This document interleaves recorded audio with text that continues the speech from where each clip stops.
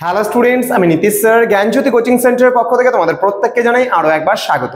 তো স্টুডেন্টস, আজকে আমি তোমাদের সঙ্গে আলোচনা করব এনইপি 4 ইয়ার আন্ডার গ্র্যাজুয়েট প্রোগ্রামের অধীনস্থ যে সমস্ত ছাত্রছাত্রীরা বর্ধমান ইউনিভার্সিটির অধীনস্থ বিভিন্ন কলেজগুলোতে পড়াশোনা করছো তাদের জন্য আজকে কিন্তু আমি নিয়ে এসেছি এসইসি বেঙ্গলি অর্থাৎ স্কিল এনহ্যান্সমেন্ট কোর্সের বাংলা, যে তোমাদের প্রশ্নপত্র কেমন হবে। তোমরা এত বড় বড় বিষয় রয়েছে, আমি লাস্ট ক্লাসে আলোচনা করেছিলাম তোমাদের সঙ্গে কি কি থাকছে না থাকছে। তো তোমাদের বুদ্ধির দ্বারা কিন্তু এই পেপারটা পরীক্ষা দিয়ে আসতে হবে।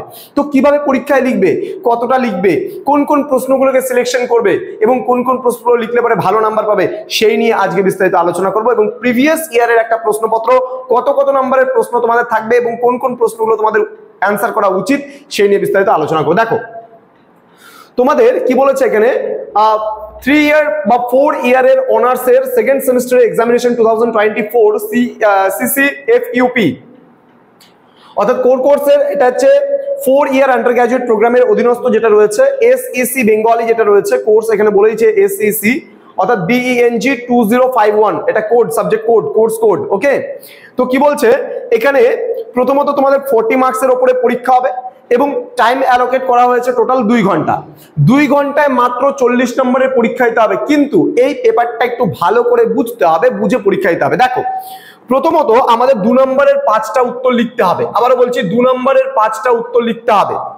এইবার এই জায়গাটায় অনেক স্টুডেন্ট কি করে, যেহেতু মেজরে তোমাদের কি করতে হয় 10টা লিখতে হয় 2 নম্বরের, কিন্তু এখানে 2 নম্বরের 5টা প্রশ্নের উত্তর লিখতে হবে, 5 2 10 নাম্বার।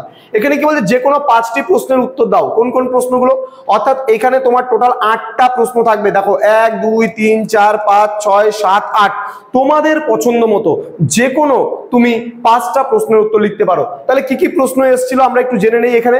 যেমন ব্যক্তিগত পত্র কাকে বলে, একটি উদাহরণ দাও। প্রাতিষ্ঠানিক পত্রে কোটপত্র সংযুক্তির কারণ কি, পরিভাষা বলতে কি বোঝানো হয়, প্রতিবেদনের ভাষা কেমন হওয়া উচিত, ভাব সম্প্রসারণ কাকে বলে, অনুচ্ছেদ কাকে বলে বুঝিয়ে লেখো, দেন অনুবাদ কাকে বলে, প্রুফ সংশোধনের সময় আমাদের নজর রাখতে হয় এমন 2টি বিষয়ের উপর উল্লেখ করো বা এমন 2টি বিষয়ে উল্লেখ করো। ক্লিয়ার? তাহলে 2 নম্বরের 5টা লিখতে হয়, আমাদের 5 নম্বরে লিখতে হয় 2টো, তাহলে এখানেও 10 এখানেও 10, এবং আমাদের লিখতে হয় 10 নম্বরের 2টো, 10 2 20, টোটাল 40 নম্বরে আনসার দিতে হবে এবং তার জন্য সময় হচ্ছে 2 ঘন্টা। এইবার আমাদের যে প্রশ্ন সেটা হচ্ছে আমরা এখানে দেখতে পাচ্ছি, কি কি প্রশ্ন, অর্থাৎ এখানে আমাদের 4টে প্রশ্ন দেবে, যেখানে 5 নম্বরে 2টো লিখতে হয়, প্রশ্ন আসবে 4টে।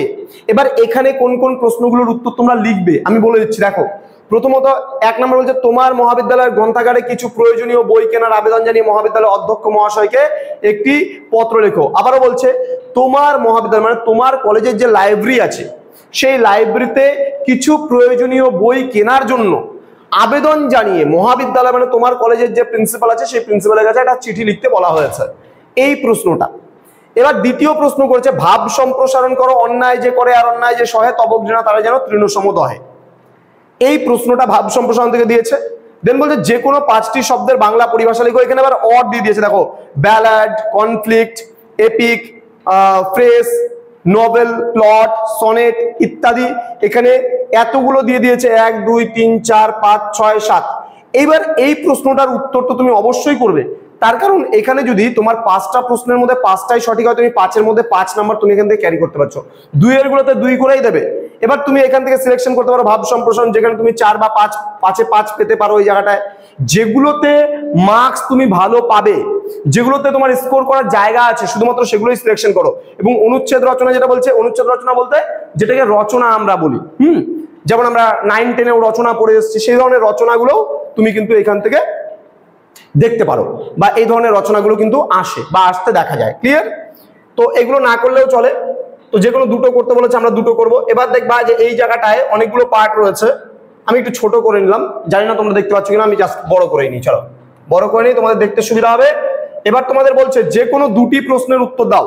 2টি প্রশ্নের উত্তর দাও। কি কি প্রশ্নগুলো এসছে আমরা একটু দেখে নেব। এখানে 10 নম্বরের 2টো প্রশ্নের উত্তর লিখতে হয়। বলছে তোমার আসন্ন পরীক্ষার প্রস্তুতি কেমন হয়েছে তা জানিয়ে তোমার বন্ধুকে একটি পত্র। এখানে পত্রটা তুমি সিলেকশন করতেই পারো লেখার জন্য, খুব ভালো হয়। দেন বলছে মোবাইলের অত্যাধিক ব্যবহারে পারিবারিক ও সামাজিক বন্ধন ক্রমশ শিথিল করছে। দেখো একই খাবার টেবিলে আমরা হয়তো বাবা মায়ের সঙ্গে বসছি কিন্তু তারপরে কথাবার্তা নেই, একদিকে মোবাইল দেখতেছে, একদিকে খাওয়া দাওয়া খাচ্ছে, কিন্তু বাবা মার সঙ্গে কথাবার্তা নেই, তো পরিবারের লোকেদের সঙ্গে কথাবার্তা নেই। হ্যাঁ, তো বলছে এই বিষয়ে উপযুক্ত শিরোনাম সহ সংবাদপত্রে প্রকাশের উপযোগী একটি প্রতিবেদন পত্র রচনা করো। এটাও তুমি লেখার জন্য সিলেকশন করতে পারো।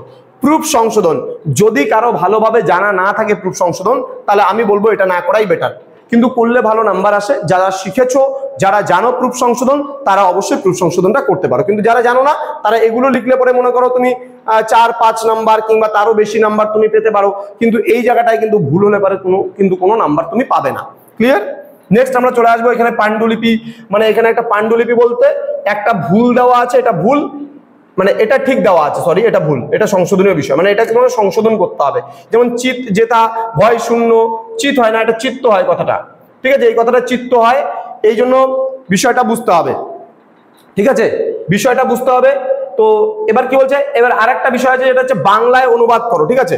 বাংলায় অনুবাদ বলতে এটা ট্রান্সলেট করতে হবে, ঠিক আছে, ট্রান্সলেট করা বলতে এটাকে পুরো পড়ে নিতে হবে, পড়ে নিয়ে বাংলায় অনুবাদ করতে হবে। তাহলে এই যে কোশ্চেন প্যাটার্নটা ছিল, এই কোশ্চেন প্যাটার্ন থেকে তোমাকে কিন্তু প্রশ্নের উত্তরটা কিন্তু করতে হবে।